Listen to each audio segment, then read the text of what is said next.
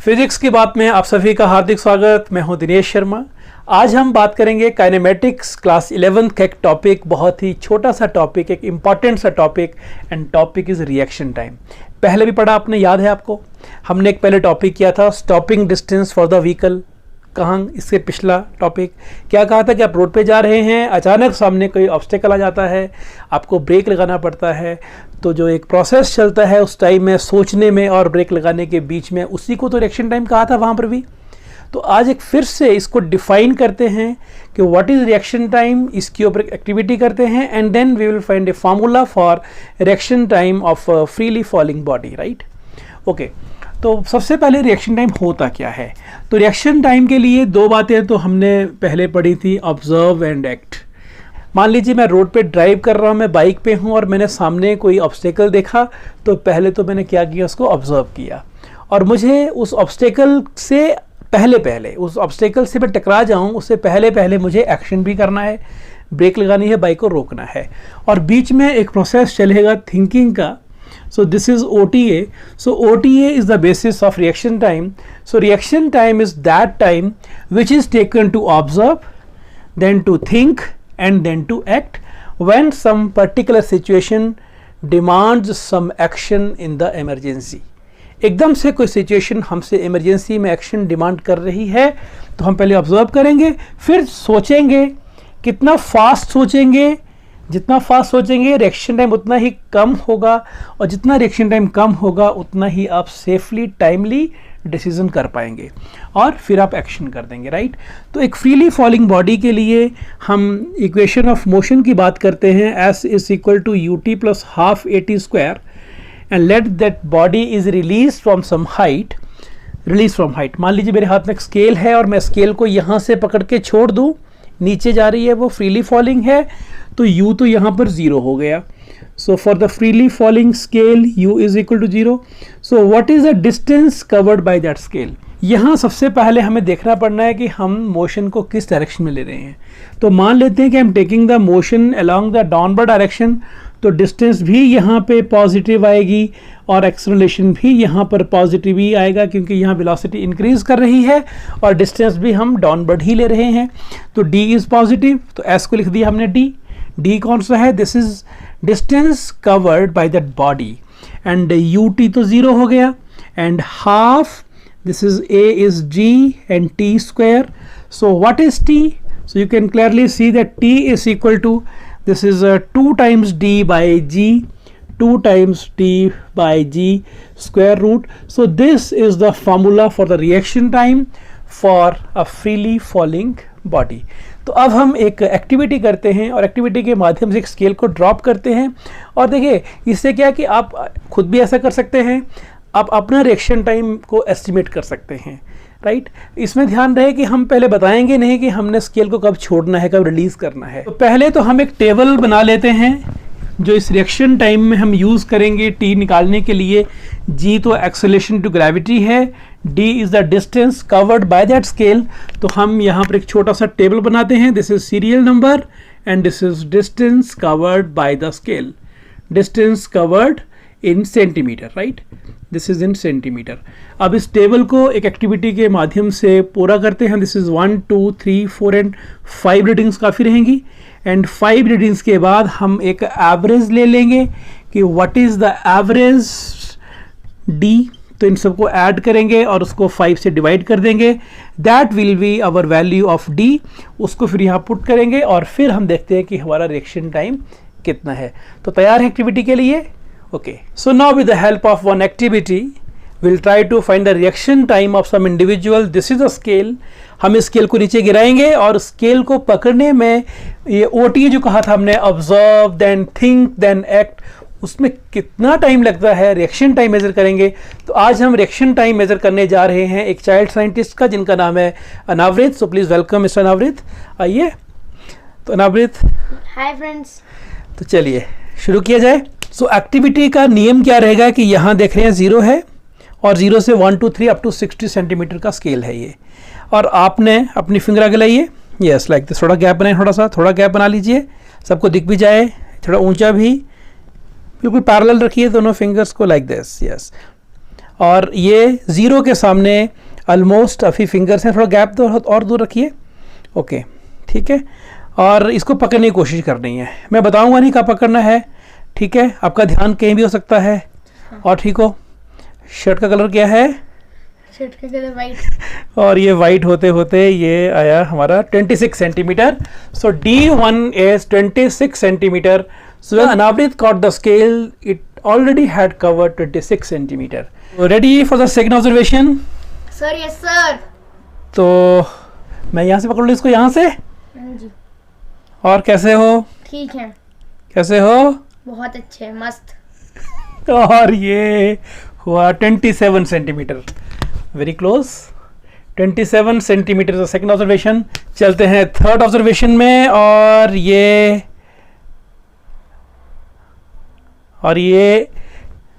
ये चला गया इस बार 36 सेंटीमीटर पे, 36 centimetre. And now let us come to fourth observation, और this is 19 centimetre. And now the last observation. Yes, Anavrit, are you ready? Sir yes sir. I'll not tell कि मैं कब छोड़ने वाला हूँ। ओके। कैसे हो? बहुत अच्छे। और ये चला गया इस बार 34। क्या देखा कि जब बातें कर रहे थे ध्यान कहीं और था उस टाइम, ये ऑब्जर्व एक्शन के बीच में थिंकिंग टाइम ज़्यादा हो गया है ना। और जब पूरे अलर्ट होते हैं हम उस टाइम ऑब्जर्व और एक्शन के बीच में थिंकिंग टाइम बहुत कम होता है। जरा पकड़ना फिर से। अब कैन यू ट्राई कि बहुत जल्दी पकड़ पाओ, बहुत जल्दी। हाँ। या मैं बताता हूँ कि मैं कब छोड़ने वाला हूँ, राइट? ओके। 1 2 3। फिर करूँ? जी हाँ। 1 2 3। यस, क्या देखा कि जब आप अलर्ट होते हो तो आपका रिएक्शन टाइम बहुत ही कम होता है। Thank you very much, you can go, thanks. Nice to meet you. Let us see what is the average distance covered by the scales. 6 7 13 19 28 and 432. This is 6 1 7 3 10 and 4 is 14. This is 142 divided by 5, so that comes out to be 5 2s are 10, and this is 4. This is 5 8s are 40, and this is 28.4 centimeter. So now we can find the reaction time for Anavrit, और आप भी इसी तरीके से अपना reaction time major कर सकते हैं। तो रिएक्शन टाइम का फार्मूला दिया हमने, T is equal to 2D by G, where D is a distance covered and G is acceleration due to gravity. G का वैल्यू आप 9.8 मीटर पर सेकेंड स्क्वायर लेंगे, रफली इसको आप 10 मीटर पर सेकेंड स्क्वायर भी कर सकते हैं। एंड यहाँ पर हमारा जो एवरेज वैल्यू ऑफ D रहा दैट वाज 28.4 सेंटीमीटर। इसे हमें SI में कन्वर्ट करना पड़ेगा। This is 0.284 metre. So what is T? T comes out to be 2 multiplied by 0.284 divided by this is 9.8. So this is reaction time in seconds. So we can find that this comes out to be 0.568 divided by 9.8, right? This much seconds, and that comes out to be, this is 5.68 divided by 98 root. This becomes 0.0579 root, and if you further solve it, that comes out to be 0.24 second, or you can say this is 0.2 second. So this is how we could find the reaction time for Anavrit, and on the same lines you can also find your own reaction time. So कैसे किया हमने और कौन सा formula use किया, this was all. तो NCERT के topic reaction time के बारे में बात की हमने। अभी हम बात करेंगे एक और टॉपिक के बारे में, and that topic is relative velocity. So after the reaction time अब हम बात करेंगे what is relative velocity in one dimension. वैसे इसकी डिटेल में तो बात की जाएगी नेक्स्ट चैप्टर में, जब हम मोशन इन अ प्लेन पढ़ेंगे तो वहाँ पर 2 डायमेंशन में इसकी बात की जाएगी, वहाँ से भी हम इसको कर सकते हैं। लेकिन जस्ट फॉर एन आइडिया कि what is the meaning of term relative velocity. अब देखिए, कभी आप ट्रेन में जा रहे हो, this is the first train which is moving in this direction, और आपके पैरेलल ट्रैक के ऊपर एक और ट्रेन आ जाती है और वो भी उसी डायरेक्शन में जा रही है। तो क्या देखते हैं, मान लेते हैं इसका जो स्पीड है वो 50 किलोमीटर पर आवर है और इसका स्पीड भी 50 किलोमीटर पर आवर है। तो कुछ टाइम के लिए यहाँ बैठा हुआ आदमी इसके साथ सामने इशारा कर सकता है, उसको नोटिस कर रहा है और ऐसा लगता है कि ये इसके लिए लगभग रेस्ट पे ही है, क्योंकि यदि वो चल रहा है तो दूसरा भी चल रहा है। तो इनके लिए, दोनों आदमियों के लिए relative velocity with respect to each other 0 हो जाता है। लेकिन यदि मान लें कि second train 60 kilometre per hour की स्पीड से चल रही हो तो ये ट्रेन हल्की सी आगे तो जाएगी, लेकिन यहाँ जो रिलेटिव वेलोसिटी कितनी होगी देखिए आप, तो दैट विल बी 60 - 50। तो ये ट्रेन इस आदमी को, यदि ऑब्जर्वर इज हेयर और वो इस ट्रेन को चलता हुआ देख रहा है, तो उसके लिए जो स्पीड होगा, जो रिलेटिव वेलोसिटी होगी, this is 10 kilometre per our only. लेकिन यदि आप देखें कि आप फिर से ट्रेन में जा रहे हैं और अचानक से एक ट्रेन पैरेलल ट्रैक पे उल्टी दिशा में आती है, तो बहुत फास्ट सब कुछ हो जाता है। यानी यहाँ पर हम दोनों को ऐड करके निकालेंगे relative velocity. So this is 60 + 50।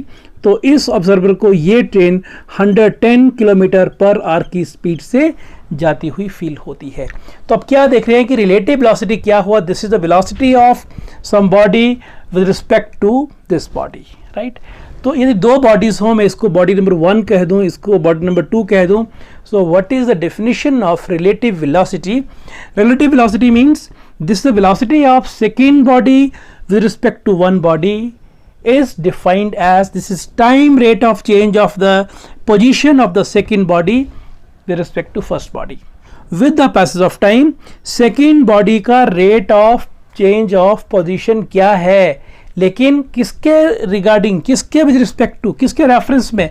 यहाँ जो ऑब्जर्वर है, तो फ्रेम ऑफ रेफरेंस यहाँ पे रखा है हमने, उसके हिसाब से ये बॉडी कैसे मूव कर रही है, तो उसको हम कहते हैं रिलेटिव वेलोसिटी। तो डेफिनेशन क्या कही कि relative velocity of second body या relative velocity of body number 2 with respect to body number 1 is defined as the time rate of change of the position of second body with respect to first body. Is it clear? और आप क्या देख रहे हैं कि when both the bodies are going in the same direction, right? तो यहाँ पर रिलेटिव वेलोसिटी में क्या कर रहे हैं, दोनों को माइनस कर रहे हैं। Say this is VA and this is velocity of body B.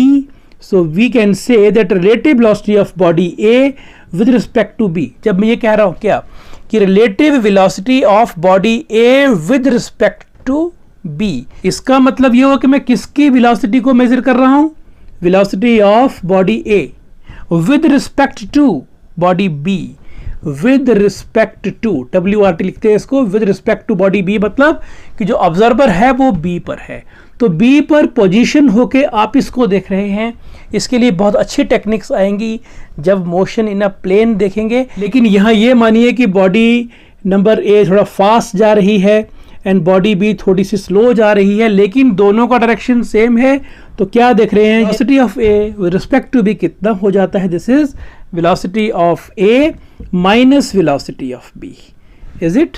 Likewise, if I want to find velocity of body B with respect to A, तो ये हो जाएगा जिसकी बात कर रहे हैं, तो velocity of body B minus velocity of body A, right. इसका मतलब ये हुआ कि मैं इसी केस में कहता हूं कि यदि ये 60 किलोमीटर पर आवर है और ये उसी तरफ जा रही है 50 किलोमीटर पर आवर की स्पीड से, तो मैं क्या कहूँगा, क्योंकि both are moving in the same direction, okay.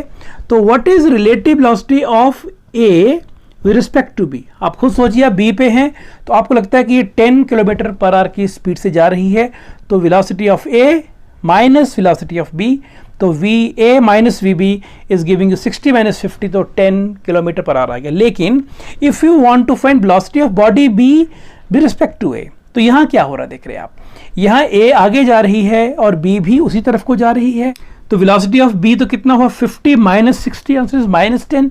तो when we say that velocity is -10 kilometre per hour, इसका मतलब ये हुआ कि with the passage of time A में और B में जो फासला है वो और बढ़ता जा रहा है, राइट, और वो नेगेटिव की तरफ को बढ़ता जा रहा है। दैट मीन A आगे जा रही है और B पीछे छूटती चली जा रही है।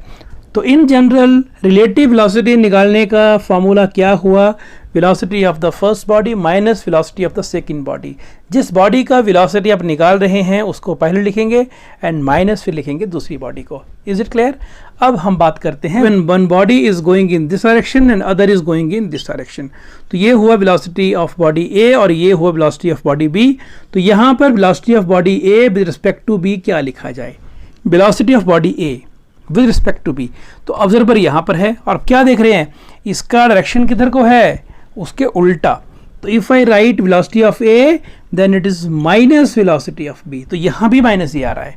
And same for if I want to write velocity of B with respect to A, this is also V B minus V A. So this is a general guideline that when we are to find velocity of body 1 with respect to 2, so velocity of body 1 minus the velocity of body 2, this will be the general formula. I hope idea is clear. हम चाहें तो इस concept को prove भी कर सकते हैं mathematically. मान लेते हैं कि पॉइंट ए से one body is going towards right side positive x axis with a velocity v1 and another body starts from point B and it goes in the same direction with some different velocity. Say this velocity is v2, right? So what is the displacement covered by the first body, this body which is starting from point A, this x1 in time t? So we can write कि मान लेते हैं कि इस body ने 0 time, जब अपने time को मेजर करना शुरू किया था वहाँ पे कितना डिस्प्लेसमेंट कवर किया था. Maybe it is coming from some other point. Plus what is the uniform velocity? This is v1 and this is t, is it?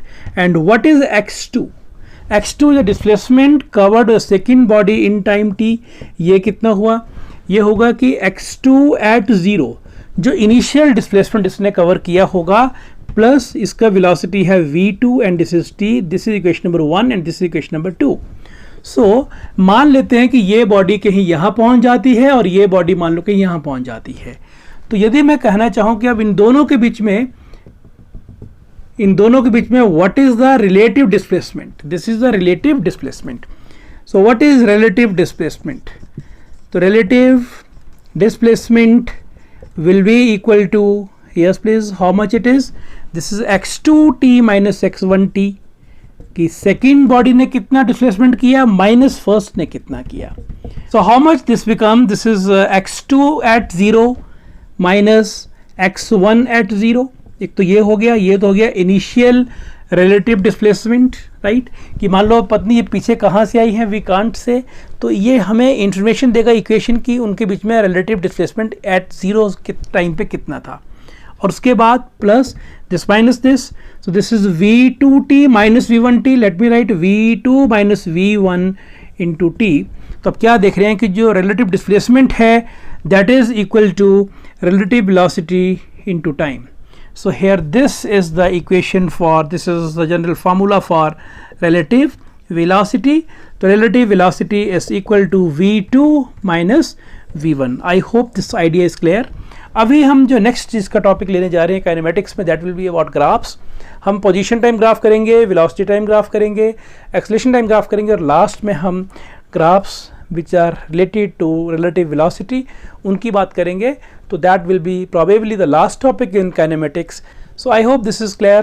तो मिलते हैं बहुत जल्दी नेक्स्ट वीडियो में ग्राफ्स के साथ. Take care.